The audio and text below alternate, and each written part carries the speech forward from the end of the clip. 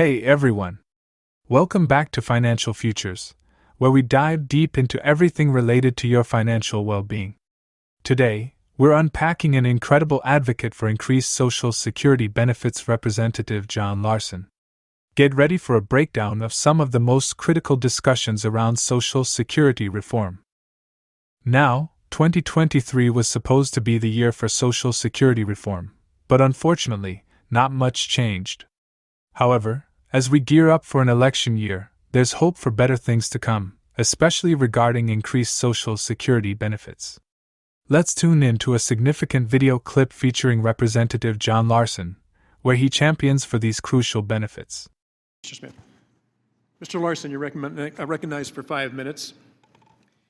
Thank you, Mr. Chairman, and let me join with my colleague, Mr. Thompson, in applauding you for your convivial and congenial way that you always conduct these hearings in the inclusive manner. And this has been a fascinating and interesting. Mr. Hayes, I appreciated your opening comment, not being a doctor, et cetera, but neither is Mr. Norquist, but he just gave us a tour de force of what we need to know about economics. But let me start with FICA. What is that? Mr. Orbach? Well, that is the payroll tax. It's a tax? What's it called? I forget the Federal, words behind the acronym. Is it Federal Insurance Contribution? Right. Whose? Well, it was established by the Social Security Act to fund the Social Security system. At the time, there was no Medicare being funded by the payroll tax. So, yes, but it's often called an entitlement. Is it an entitlement? Or is that an actual earned benefit that people pay for? Well, it's actually somewhere in between. Really? Where's the in-between? Well, because the benefits that people get are related to the earnings on which they pay taxes, but only partially. And so it's... The other part is paid by who? Well, it's not so much that it's paid by whom, it's that there is redistribution within the system.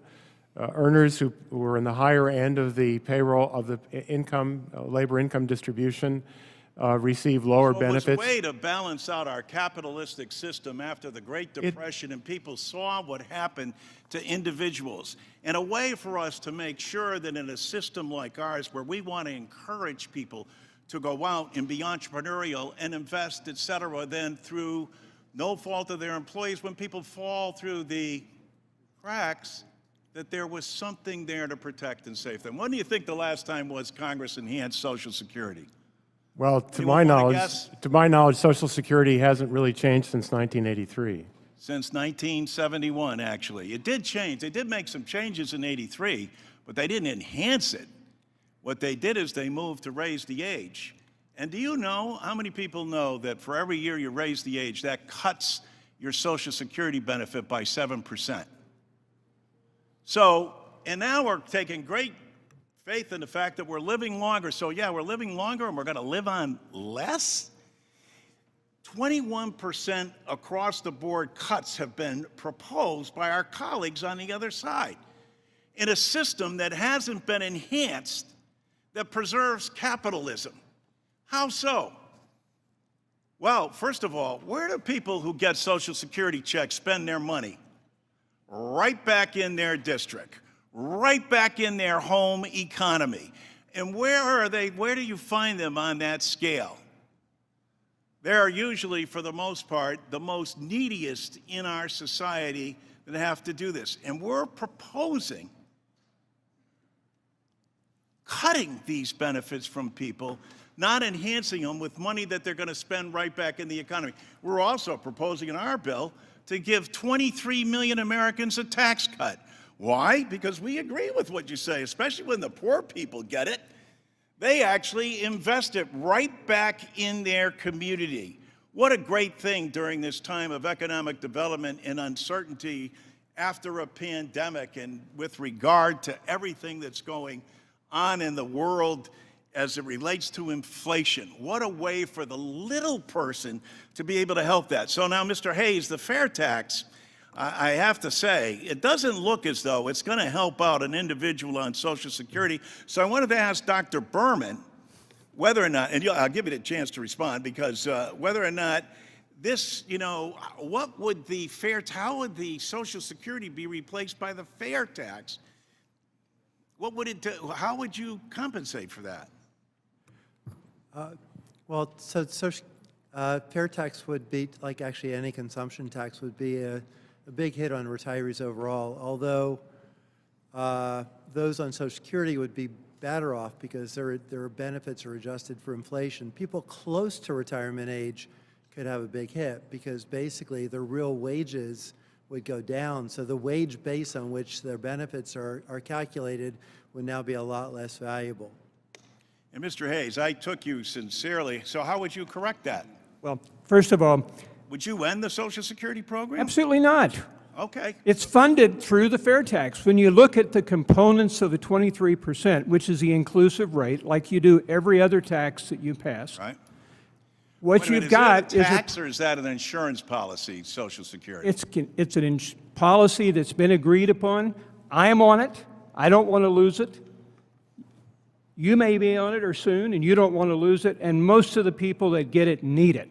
So there's no reason not to. And if you cut evasion, $542 billion of unreported income, the IRS says, and you look at how much that represents in income, say 10% tax, it's $5 trillion of income. What's 15% of $5 trillion when you had an $85 billion deficit last year? I know we just railed against the IRS, but they said in 2021 there's over $1 trillion that goes uncollected from cheats. I believe it's more than that, but IRS published $542 billion unreported income. It's in my report. Thank you. I'd like to talk with you further about that. I'll be happy to. I'd love to. Thank you, Mr. Hayes. Representative Larson truly shines a light on the importance of Social Security recipients and where they spend their money right back into their local economies. He emphasizes the impact these individuals have, often being among the most vulnerable in our society. Larson puts forth a proposed legislation, Social Security 2100, designed to safeguard and expand benefits without any cuts, ensuring the sustainability of the system for years ahead. Now, let's break down the key takeaways from this impassioned discussion. Larson underlines that Social Security is a hard-earned benefit, drawing attention to the lack of substantial enhancements since 1983. He criticizes proposals to raise the retirement age, explaining their direct impact on benefits for retirees. What's fascinating is how Larson addresses the economic impact. He points out that Social Security recipients often circulate their benefits within their communities, significantly boosting local economies. Larson questions the rationale behind proposed benefit cuts, highlighting their potential negative economic repercussions. Moving on to the fair tax proposal, Larson examines its potential implications on Social Security beneficiaries. He voices concerns about the program's funding and continuity, urging careful consideration of its impact on retirees. Representative Larson's passionate defense of Social Security as a fundamental safety net is truly commendable. He vehemently opposes ideas of replacing it and stresses the importance of proper tax collection to support this essential program. Wrapping up, this deep dive into Larson's advocacy sheds light on the ongoing discussions about Social Security. It's a reminder to all of us to engage and stay informed about these critical issues that impact the lives of millions. Thanks for tuning in. If you want to stay updated on ongoing bills affecting Social Security, check out our next video. Don't forget to hit that like button, subscribe, and hit the notification bell to stay in the loop. See you in the next one.